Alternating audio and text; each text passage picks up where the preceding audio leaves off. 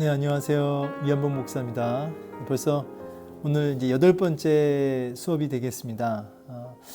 벌써 시간이 이렇게 많이 또 흘렀는데요. 이제 우리 오늘 8번째 시간에는 제목이 아브라함을 시험하시는 언약의 하나님이라는 주제로 공부하도록 하겠습니다. 아브라함을 시험하시는 언약의 하나님. 먼저 이제 시작에 앞서 그 시험이라고 했을 때는 하나님께서도 시험을 하시는가? 우리 야고보서에서는 1장에 보면 하나님은 시험하지 않는다고 말씀하셨는데 여기서 말하는 시험은 뭘까라고 했을 때 여러분 그 시험의 종류에 대해서 들어보셨죠? 예. 제가 야고보서 큐티 하면서도 이렇게 말씀을 나눈 적이 있는데요.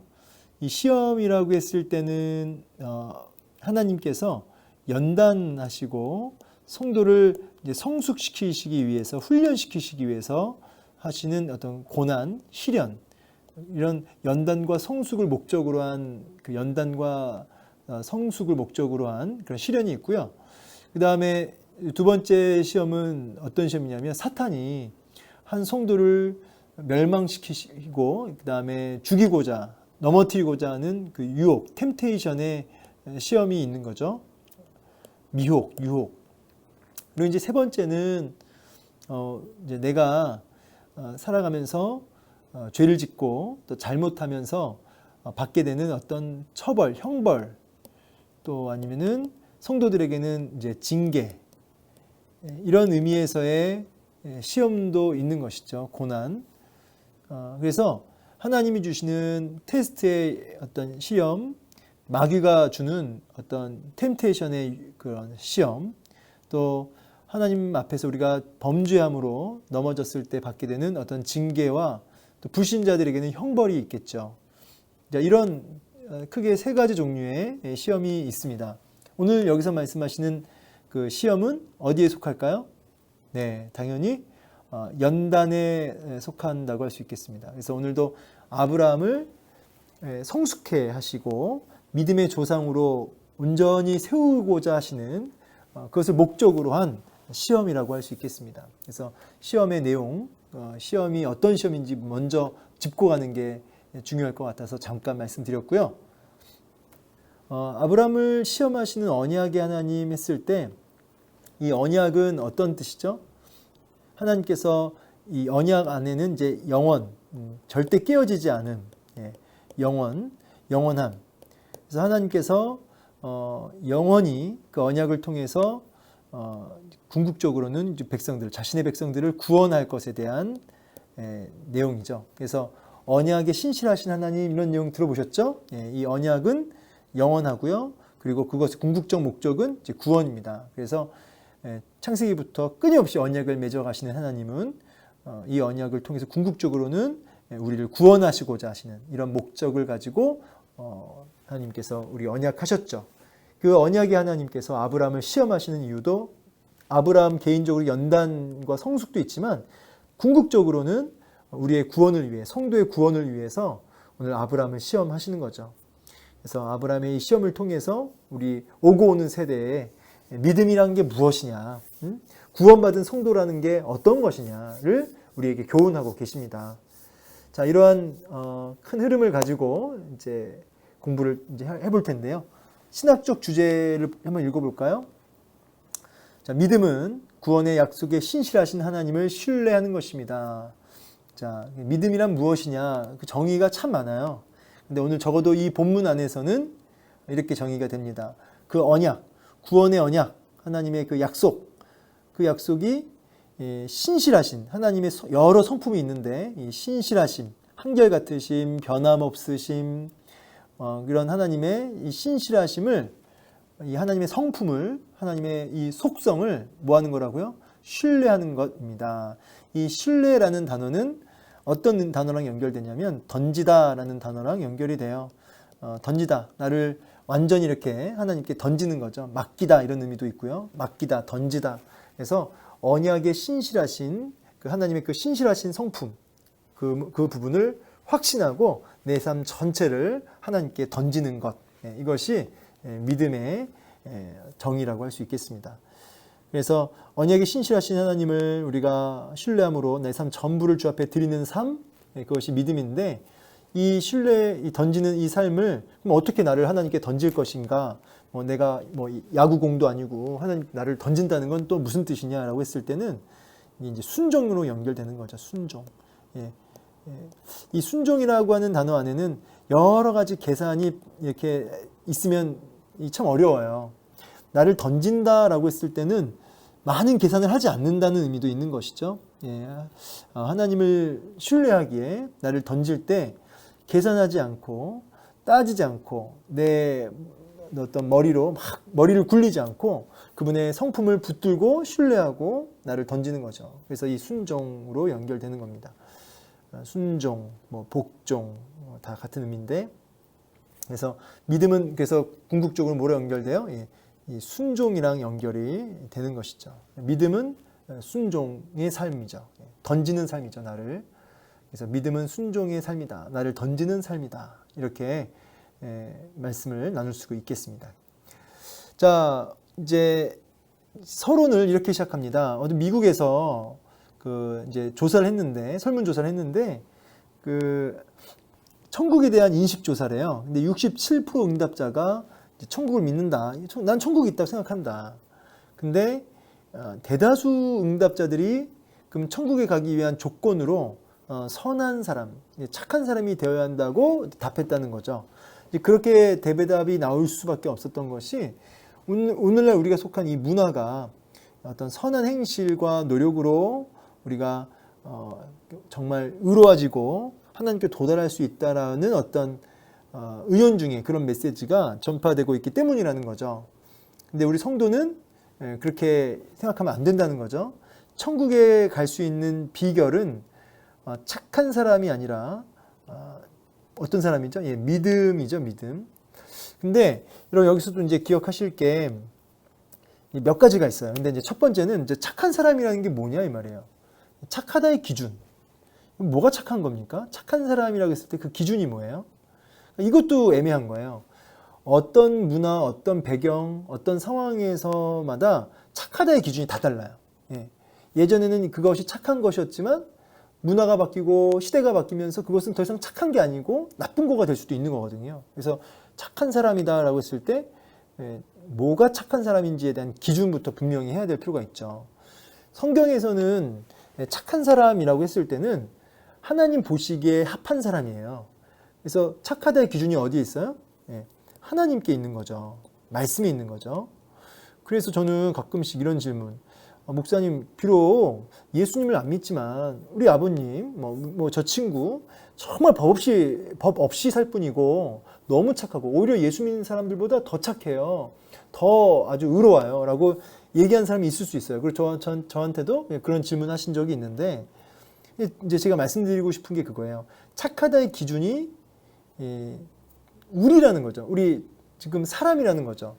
근데 하나님 나라 천국은요, 그 기준이 하나님 기준이에요. 사람 기준이 아니라. 그래서 제가 자주 드는 예화가 63빌딩 위에서 사람을 이렇게 딱 내려다 보면 키가 170이든 아니면 150이든 위에서 딱 보면 어떻게 돼요?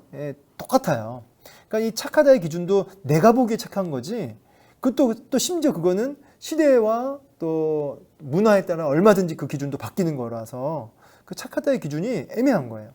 하나님 보시기에는 다 똑같다는 거죠.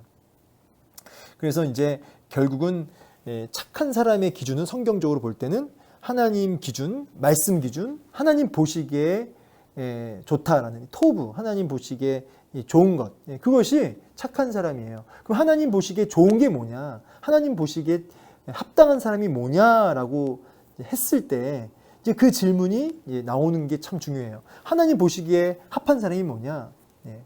결국 우리 인간의 능력과 노력과 어떤 열심, 우리의 어떤 노력으로 하나님의 기준에 도달할 수 있느냐라는 질문으로 연결돼요. 하나님이 원하시는 선의 기준에 도달할 수 있을까요? 우리의 노력으로? 불가능입니다. 불가능. 어떻게 우리 인간이 아무리 훌륭한 사람이라도요, 하나님의 기준에 도달할 수는 없는 거죠. 그래서 하나님의 기준에 도달할 수 없기 때문에 결국은 하나님이 제안하신 게 뭡니까? 예, 바로 예수 그리스도죠. 예수 그리스도. 그분으로 옷 입는 거예요. 우리의 의로 나가는 것이 아니라 예수 그리스도의 의를 우리가 덮어쓰는 거죠. 예수 그리스도의 의를 덮어쓰는 그 순간 우리는 참 의로움이 없고 또 있다고 해도 너무나 보잘것없는 의로움인데 예수 그리스도의 의를 완전히 이렇게 덧입는, 뒤집어 쓰는 그 순간 하나님 기준에 어떻게 돼요? 충족하였더라. 그래서 이신칭의 의롭다고 우리를 여겨주시고 불러주시고 인정해 주시는 것이죠. 이게 복음이죠. 그래서 우리는 오직 은혜다. 엄밀히 따지면 여러분 오직 믿음 전에 오직 은혜예요. 그리고 오직 믿음이죠. 왜냐하면 이 믿음도 행위가 될 수 있어요.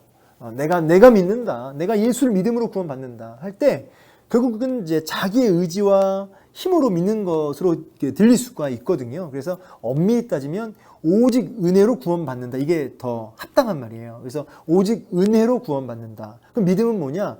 그 은혜가 나에게 적용되고 그 은혜가 내게 작동할 수 있게 그 은혜가 내게 받아들여지고 적용되어질 수 있게 그것을 받아내는 그게 뭐냐면 이제 믿음입니다. 믿음. 은혜를 내게 수납하는 그 도구가 이제 믿음이에요. 은혜는 이제 믿음으로 바로 직결되는 거죠. 그래서 엄밀히 따지면 은혜로 구원받습니다. 이렇게 말하는 게 좀 더 이렇게 더 구체적인 답이라고 할 수 있겠어요. 자, 그래서 이제 우리는 행위가 아니라 오직 은혜로 구원받습니다. 이제 그럼에도 불구하고 이제 야고보서에 보면은 진정한 믿음이 뭐냐라고 했을 때 행함이 따라오는 믿음이어야 한다. 그래서 이제 좀 정리를 하자면 이런 거죠. 우리의 전적인 은혜로 구원받습니다. 은혜로 뭐가 주어지면 믿음이라는 게 이제 주어져서 우리가 예수님을 전인격적으로 믿게 되죠. 은혜로. 그리고 이 믿음이라고 하는 것은 우리 지정의 전인격에 영향을 미쳐서 어떤 일이 벌어지냐면 열매를 이제 동반하게 되죠. 변화, 열매를 동반하게 돼요. 그래서 참 믿음은 먼저 이 참 지식에서부터 기인하는데요. 참 지식이란 말이 좀 어려울 수 있는데 참 진리, 참 복음, 바른 지식 이런 지식이 내 감정과 의지까지 영향을 미쳐서 지정의 이렇게 연결되는 거죠. 참 지식이 내 감정과 의지까지 영향을 미쳐서 궁극적으로 내 삶에 여러 가지 변화를 일으켜요. 생각의 변화로 시작을 해서 마음 정서의 변화, 의지의 변화. 이것이 이제 구체적인 삶의 열매로 나타나는 거죠. 이 열매하면은 이제 성령의 9가지 열매. 사랑, 희락, 화평, 오래 참음, 자비, 양선, 충성, 온유, 절제. 다 이 열매가 인격적인 거죠. 인격적인. 그래서 이 믿음으로 인하여 우리의 인격의 변화가 일어나고 궁극적으로 오늘 본문에 연결돼서 순종의 열매를 맺게 되는 것이죠. 그래서 참 믿음의 이런 흐름이 이렇게 연결돼요. 이거를 역순으로 가면은 이제 율법주의가 되는 거예요. 역순. 순종을 하고 그 순종이 마치 믿음으로 연결되는 것처럼 얘기하는 경우가 있는 거죠. 그래서 여러분 순종을 한다고 해서 그 사람이 믿음 있는 사람이냐라고 보기는 어려워요. 교회에서 봉사를 많이 한다. 교회에서 충성한다. 그런데 그 사람이 믿음의 사람이냐라고 했을 때는 그게 꼭 그렇지만은 않다는 얘기를 하는 거예요. 그래서 교회를 정말 열심히 봉사하시고 열심히 헌신하시고 그래서 직분도 받아서 그가 장로님이 되고 심지어 목사님이 되었다 할지라도 그가 믿음의 사람이냐라고 하는 질문은 또 달라요. 또 달라요. 그러니까 이게 좀 어려운데 믿음으로 인해서 내가 믿음으로 인해서 나오는 순종이면 그 순종은 마치 이렇게 뭡니까? 이게 뭐 꽉 차 있는 게 풍선이 바람이 꽉 차서 펑 하고 터지듯이 이렇게 격발하는 터져 나오는 순종이어야 하는데 믿음이 없어요. 근데 그 사람이 원래 착해요. 원래 순종적이에요. 그래서 교회에서 봉사도 열심히 하고 원래 성품이 성실해서 근면 성실해서 그렇게 열심히 해서 직분도 받을 수 있을까 없을까? 있어요. 그렇지만 그가 믿음으로 한 게 아니라 그의 본성으로 한 거거든요. 착한 성품으로. 그럼 그 사람은 죄송하지만 가짜죠. 근데 이런 가짜가 교회 안에도 얼마든지 있을 수 있다는 거죠. 그래서 이 순서가 중요해요. 은혜, 그래서 믿음, 이 열매와 순종이라고 하는 이 순서가 굉장히 중요합니다. 이게 역행하면 가짜가 되는 거예요. 그래서 순종하고 교회에서 봉사하려는 분들께 부탁드리는 것은 순종, 봉사, 충성, 헌신 다 중요한데 왜 하는지부터 질문하고 시작하라고요. 내가 왜 이 일을 하는지, 내가 왜 이 직분을 맡았는지, 내가 왜 헌신하는지 그 질문을 분명히 하시고 그 질문에 정말 그 믿음으로 하는 건지, 내가 예수님을 향한 신앙 고백으로 하는 건지 그거부터 묻고 하셔야 돼요. 성령으로 하셔야 돼요. 안 그러면 자기 의가 됩니다. 믿음 없이 하는 모든 순종은 다 자기 의가 돼서 교만하게 하고요. 더욱더 천국에 못 들어가게 되는 나의 길을 막는 그런 문제거리가 되는 거죠. 그래서 믿음으로 순종, 이 부분을 먼저 짚고 갑시다. 자, 넘어가면서 그래서 그리스도인이 되는 것은 착한 사람이 되는 것이냐고 묻는 사람에게 어떻게 대답하겠습니까? 저는 그렇게 만약에 물어보면요, 착하다의 기준이 뭐냐? 착한 사람은 어떤 사람이냐라고 이렇게 아까 제가 얘기했으니까요. 뭐 더 부연 설명 안 하겠습니다. 착한 사람이 어떤 사람이냐? 근데 뭐가 착한 사람이냐라고 제가 오히려 반문할 것 같아요. 하나님께 나아가려면 하나님이 인정하실 만한 자격을 스스로 갖춰야 하는지 묻는 사람에게 어떻게 대답하겠습니까? 그럼 제가 이제 또 반문하는 거죠. 하나님이 인정하실 만한 자격을 갖출 수 있을까? 하나님의 자격, 하나님이 원하시는 그 인정하실 만한 조건에 우리가 충족 가능한 실력이 있을까? 능력이 있을까? 이렇게 오히려 반문하면서 불가능이다 라고 오히려 확 절망감을 안겨다 줄 것 같아요. 절망하도록. 절망해야 돼요 또. 나는 그런 자격과 조건이 안 된다라고 하는 사실 앞에 절망하셔야 돼요. 그래야 뭐가 처절하게 필요해요? 십자가가 처절하게 필요한 거죠. 십자가 복음이 누구한테 처절하게 필요한 줄 아세요? 자기를 절망하는 사람한테 십자가 복음이 복음으로 다가오는 거예요. 그래서 저는 오히려 반문할 것 같습니다. 자, 오늘 이제 본문에서 이제 이삭을 하나님께 이제 하나님 바쳐라. 저는 사실은 이 본문 읽을 때마다 가슴이 막 떨려요. 저도 이제 아들이 있고 자식을 키우는 이제 부모로서 100세에 얻은 아들을 번제로 드려라. 여러분, 이것은 어떤 종류의 시험이냐? 이거는 분명히 연단의 시험인데요. 연단의 어떤 테스트지만 번제가 뭐죠, 여러분? 번제? 번제라고 하는 것은 여기 번제 드리라. 이 번제는 이 턱부터 사타구니까지를 칼로 완전히 딱 그어서 쪼개가지고 내장을 다 들춰내고 내장 속에 있는 걸 다 드러내고 불로 이제 온전히 살라야 되는 거거든요. 근데 여러분 자녀 얼굴을 한번 그려보세요. 자녀 얼굴. 눈앞에 자녀가 있단 말이에요. 목숨보다 더 소중한, 자기 목숨보다 더 가치 있는 100세에 얻은 눈에 넣어도 안 아픈 그런 정말 그야말로 그냥 쪽쪽 빠는 그냥 너무 이쁜 목숨과도 같은 아들인데 그 아들을 마주보고 그렇게 칼로 완전히 쪼개서 내장을 다 드러내고 불로 살아버리는 그런 번제를 드려야 되는 거예요. 야, 여러분 이게 감이 오십니까? 이거는 차라리 그냥 나를 죽이십시오. 하나님 그냥 저를 죽이세요. 이렇게 저는 오히려 기도할 정도로, 기도가 나올 정도로 그냥 차라리 저를 지금 죽여버리십시오. 근데 이렇게 명령을 하셨다는 거죠. 야, 여러분 이게 저는 이거 읽을 때마다 계속 감탄이 나오고요. 왜 이러실까 하나님이? 하나님이 나한테 왜 이러실까? 이게 도대체 무슨, 그러니까 나랑 언약하신 게 있는데 분명히 이 아들을 통해서 뭇별처럼 그 후손이 많아질 거라고 말씀하셨는데 이 아들을 바치라고, 번제해 드리라고. 야, 저는 아마 반문을 했을 것 같아요. 근데 아브람 보세요. 아침에 일찍 일어났다는 표현에서 저는 어떤 생각이 드냐면 사라를 피했구나. 저는 그냥 여기는 안 나와요. 근데 사라한테 이 이야기를 했다가는 아마 순종이 어려웠을 겁니다. 제가 느끼기에. 여기는 안 나왔지만 새벽같이 그냥 나간 거죠. 사라와의 의논 없이 나갔을 확률이 매우 높습니다. 엄마는 또 다르거든요. 사라를 좀 제가 무시해서가 아니라 배 아파서 낳은 그 사라에게 이걸 의논했다가는 순종하기가 어려울 걸로 보여져요. 그래서 아침에 일찍이 새벽같이 일어나서 그냥 간 겁니다. 나무를 쪼개가지고 이제 가는데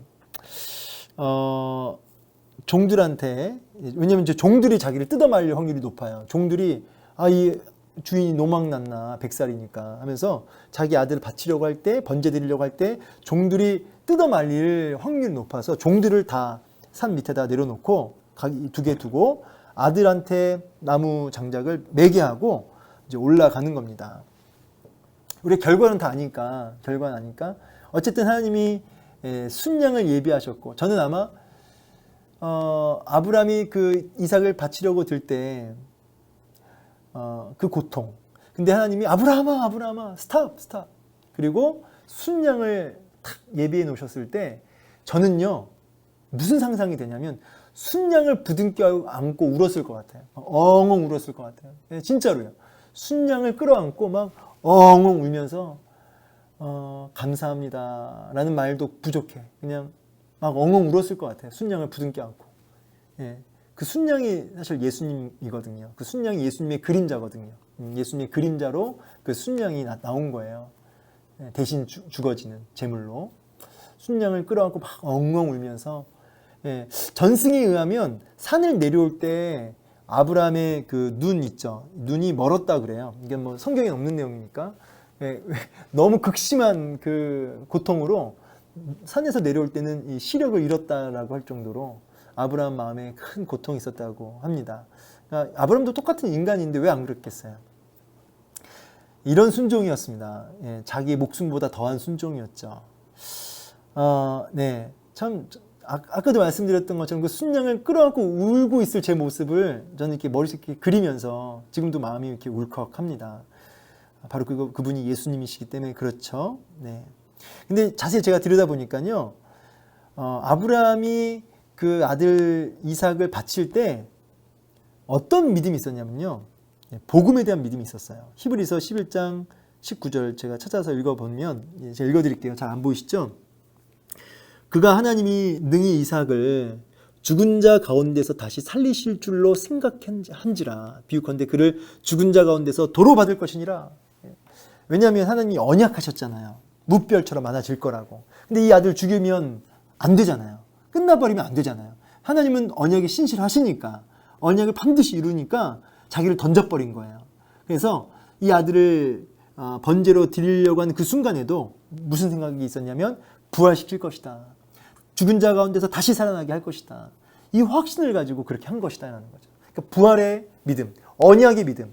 그러니까 두 가지로 정리하자면 언약, 하나님의 언약과 또 부활에 대한 이 믿음이 있었던 거죠. 그러니까 아브라함의 그 믿음의 순종이라고 했을 때는 그 믿음의 내용은 뭐냐면 언약에 대한 믿음이었고 부활에 대한 믿음이었어요. 이 두 가지 믿음이 있었기 때문에 아브라함이 여기서 끝이다는 생각으로 바친 게 아니라 언약을 이루시는 하나님, 부활케 하실 하나님을 붙들고 복음에 대한 믿음을 가지고 순종했던 것이죠. 그 믿음을 의로 여기셨고요. 자, 하나님은 특별한 희생 제물을 요구하셨습니다. 하나님은 아브라함과 언약 맺으셨고 너를 통해 열방이 복을 받을 것이다. 자, 얘기를 하셨는데요. 자, 여기 말씀 이제 읽었으니까 제가 이건 넘어가겠습니다. 근데 여기 이따 이제 확인하겠지만 이 번제를 나무를 가져다가 이제 이 모리아 산을 올라가잖아요. 여러분 이 모습이 꼭 어떤 모습인가요? 이렇게 산을 이렇게 올라가는데 아버지 아브라함과 아들이 이렇게 올라가는데 아들이 나무를 지고 올라가요. 이 모습은 마치 우리 예수님께서 갈보리 그 산 위에 그 십자가를 이렇게 등에 지시고 나무를, 그 십자가가 나무잖아요. 그 나무를 등에 메고 막 넘어지시면서 올라가시는 그 예수님의 모습을 그대로 보여주고 있죠. 그렇죠? 그래서 이삭이 이렇게 받쳐지는 모습, 이건 철저하게 누구의 모습을 보여주고 있는 거예요? 예수 그리스도의 모습을 보여주고 있는 것이죠. 십자가의 그 형벌로 그 올라가시는. 그리고 그런 생각해요. 아브라함이 하나님 마음을 가장 잘 알 것이다. 자기 아들을 바친다는 것의 의미, 그거는 말이 아니라 실제로 해본 사람이 알잖아요. 아브라함은 자기 아들을 내어드렸었잖아요. 자, 근데 하나님이 그거를 딱 기회를 주셨죠. 근데 하나님은 자신의 아들을 진짜 내어주셨죠. 아브라함만이 하나님의 그 고통을 조금 알지 않았을까요? 자기 아들을 바친다는 것의 그 무게, 그 고통. 아브라함은 알죠. 그래서 하나님은 그러니까 이삭과 아브라함의 이 모습을 통해 예행 연습을 한 거죠. 그래서 이제 하나님이 이제 자신의 아들을 이제 직접 내어주셨던 그 사건. 이미 이 아브라함과 이삭의 이 모습에 이미 그 부분이 나타납니다. 이 모리아산이요. 또 실제로 그 성전이 하나님께 예배드려지고 하나님께 나아가는 그 성전이 세워진 장소가 또 모리아산이라고 그래요. 전통적으로 그렇게 해석합니다. 좀 신기하죠? 네. 그래서 아브라함이 자신이 시험 받을 줄 몰랐습니다. 우리도 이처럼 부재 중에 시험 받을 수 있는데 아브라함의 사건에 이 순종을 통해서 우리는 어떤 그 영향을 받나요? 아브라함도 이게 테스트인지는 몰랐을 거예요. 근데 하나님이 그때그때 이렇게 달아보세요. 무게를. 정말 나를 믿는지 맡기는지 나를 던지는지 하나님 앞에 나를 던지는지 그 무게를 달아보신다는 거예요. 그 무게를 달아보시는데 언제 우리 무게를 달아보실지 몰라요. 그게 돈 문제로 줄 수도 있고 건강 문제로 줄 수도 있고 여러 가지 종류로 우리의 무게를 달아보세요. 정말 맡기는지 안 맡기는지. 근데 언제든지 간에 납득이 안 되고 이해가 안 되지만 그렇게 달아보실 때 온전히 하나님께 맡기는 나를 던지는 그 믿음의 순종을 통해 하나님께서 놀랍게 앞을 열어가시는 거죠. 그런 맥락에서 여러분 요즘에 받고 있는 시험은 어떤 겁니까? 제가 볼 때 외부로 오는 시험도 있어요. 이렇게 그것이 돈이든 또 아니면 어떤 환경적으로 어떤 사람에 의해서든. 근데 중요한 건 내부적 시험이에요. 밖이 아니라 안에서 일어나는 시험들, 내면의 시험들. 사실 이게 좀 더 무겁고 힘들죠. 물론 이 두 가지는 연결돼 있어서 뭐 딱 따로 이렇게 떼어내기는 어렵지만 이 마음에서 오는 이 시험, 이걸 잘 이겨내야 되거든요. 어쨌든 여러분 외부든 내부든 어떤 시험 속에 계십니까? 그 시험은 지금 동시에 하나님이 여러분을 달아보시는 시간이요. 지금 하나님이 주목하시는 아주 중요한 순간이라는 사실을 기억하십시오. 그 시험을 잘 넘어가시기를 믿음으로 승리하시길 소망합니다. 그 시험을 넘어가실 때 여러분 이 테스트를 잘 통과하실 때 하나님께서 놀랍게 열어가시는 은혜들을 경험하게 되실 겁니다.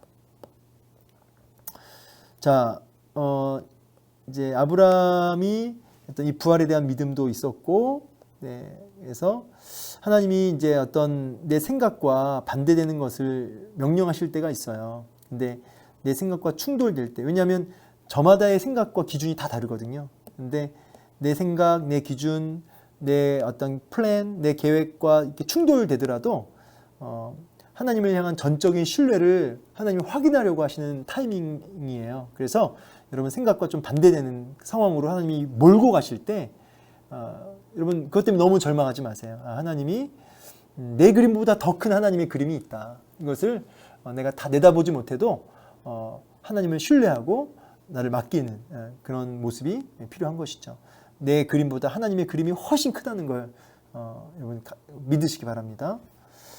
하나님이 예비하신 대속제물 제공하신 장면. 그래서 번제할 그 아들이 이런 질문하죠. 아버지 불과 나무는 있는데 번제할 어린 양은 어디 있습니까? 저는 이 질문을 만약에 아들이 한다면 눈을 쳐다볼 수가 없었을 거예요. 그런데 아브라함이 믿음이 있었으니까 내 아들아 번제할 어린 양은 하나님이 자기를 위해 친히 준비하시리라. 아브라함한테 이 믿음이 있었어요. 하나님이 준비해 놓으셨다. 하나님이 분명히 예비하셨다. 그리고 일러주신 곳에 도착했고 제단을 이제 차곡차곡 나무를 쌓고 그 나무를 이렇게 이제 버려놓은 다음에 그 아들을 꽁꽁 묶기 시작합니다. 이때 아들 나이가 20대가 안 됐나 그랬을 거예요. 근데 100세 노인을 얼마든지 이렇게 밀어튈 수 있잖아요. 근데 가만히 마치 도살장에 끌려가는 어린 양처럼 아버지가 묶는 대로 가만히 있어요. 아버지 왜 이러세요? 뭐 하시는 거예요? 아버지 뭐 노망 났나요? 뭐 아버지 뭐 하는 거야? 하고 얼마든지 이 힘으로 아버지를 제낄 수 있습니다. 여기 지금 힘으로. 그런데 가만히 있어요. 그리고 그대로 나무 위에 눕습니다. 아브라함이 한 것처럼 보이죠? 근데 아브라함이 한 거예요. 근데 이삭이 순종한 겁니다. 이삭이. 마치 하나님께서 아들 예수 그리스도를 우리에게 내어주셨지만 예수님이 억지로 끌려 하신 게 아니고요. 예수님이 스스로 하신 거예요. 동시에. 스스로 자발적으로 하신 거예요. 하나님께서 내어주셨지만 동시에 예수님, 독생자 예수님께서 끌려와서 억지로 하신 게 아니라 기꺼이 본인의 의지와 자력으로 하신 거죠. 마치 이삭이 그랬던 것처럼. 이삭이 그대로 들어 눕습니다. 그리고 이제 아버지가 칼을 잡고 이제 탁 쪼개려고 하는 그 순간 아브라함아, 아브라함아, 아브라함아, 아브라함. 사실 저는 하나님이 다 이해가 안 되니까 원망이 너무 됐을 것 같은데 믿음이 있으니까 원망이 안 되는 거예요. 아브라함이 손대지 말아라, 손대지 말아라. 그러면서 수풀에 걸려 있는 순양을 보게 하시고요.